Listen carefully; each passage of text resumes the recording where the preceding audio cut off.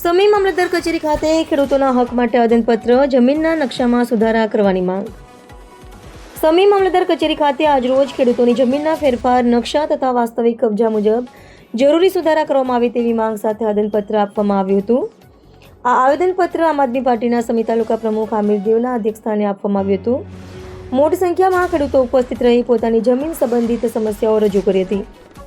કાર્યક્રમમાં મુખ્ય મહેમાન તરીકે આમ આદમી પાર્ટીના ચાણસ્મા વિધાનસભા સંગઠન મંત્રી રાહુલ પરમાર હાજર રહ્યા હતા. ખેડૂતોની જમીનના નકશા અને વાસ્તવિક કબજા વચ્ચે રહેલી વિસંગતતાઓ દૂર કરી યોગ્ય સુધારા કરવામાં આવે તેમજ ખેડૂતોને પડતી મુશ્કેલીઓનું તાત્કાલિક નિરાકરણ લાવી ન્યાય આપવામાં આવે તેવી રજૂઆત મામલતદારશ્રી સમક્ષ કરવામાં આવી હતી. આ પ્રસંગે આમિર દીવાને જણાવ્યું હતું કે જો ખેડૂતોને યોગ્ય ન્યાય નહીં મળે અને તેમની માંગણીઓનું સમયસર નિરાકરણ નહીં થાય તો ગાંધી ચિંધ્યા માર્ગે ઉગ્ર આંદોલન કરવાની ફરજ પડશે. રિપોર્ટર રમેશ ઠાકોર, સમી. આજ રોજ તારીખ 3/8/2026 રોજ અમે જે મોજે નાયકા ગામની અંદર 403 સર્વે નંબર ફેંકીવાળી જમીનની અંદર ખેડૂતોનો મુદ્દો ખરેખર સાચો અને ન્યાયનો મુદ્દો હોય અમે લોકો રજૂઆત કરવા માટે આવેલ. અમે આવેદનપત્ર સાહેબશ્રી મામલતદાર સાહેબને આપવા આવેલ હતા. સાહેબને કોઈ ચાર્જ હારીજમાં હોવાથી સાહેબશ્રી હારીજ જવા માટે નીકળી ગયેલ હતા અને નાયબ મામલતદાર સાહેબશ્રીને અમે આવેદન આપેલ છે.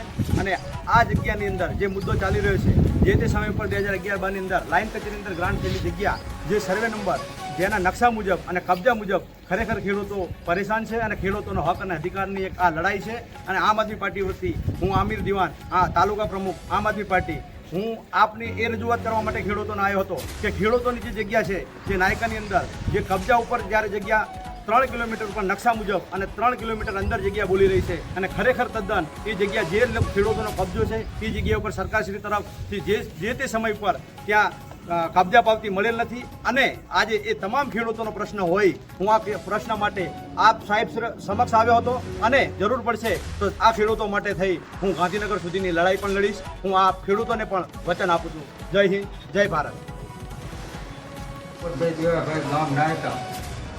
મારી જમીન અવારનવાર નંબરો થઈના કારણે મામલતદારશ્રીને અમે અરજીપત્રક આપવા આવેલા છીએ તો અમારો હક અમને મળવો જોઈએ. જે જમીન અમારી જ્યાં છે ત્યાં 2 કિલોમીટર દૂર હોય તો અમારે એ લેવા અમારે મંજૂર, અમારે હારો ખાડો કે તળાવ હોય એ જમીન લેવા અમારે મંજૂર છીએ. અમારે કોઈ બીજાની ગોતી નથી. એટલે અમે સાહેબશ્રીને આટલી વિનંતી કરવા આવેલા છીએ. અમને અમારો ન્યાય મળશે. આપનું નામ? ગામ નાયકા. શું રજૂઆત કરવા આવ્યા હતા? રજૂઆત એમ કે આવ્યા હતા સાહેબને, મામલતદાર સાહેબને મળવા કે અમારે 50 વર્ષનો કબજો છે, 50 વર્ષથી પાણીપત્ર પણ ભરીએ છીએ, કોઈ અમને હકપત્ર હજુ મળ્યો નથી. બરાબર આવી સાહેબને જગ્યા કબજા જમીન બધાને બીજા નામે બોલ દે એનો અમારે હવે આ પ્રશ્ન માટે આવ્યા છે. શું કરવાનું? સાહેબશ્રીને રજૂઆત કરી? સાહેબ રજૂઆત આપ્યું છે, આવેદનપત્ર આપેલું.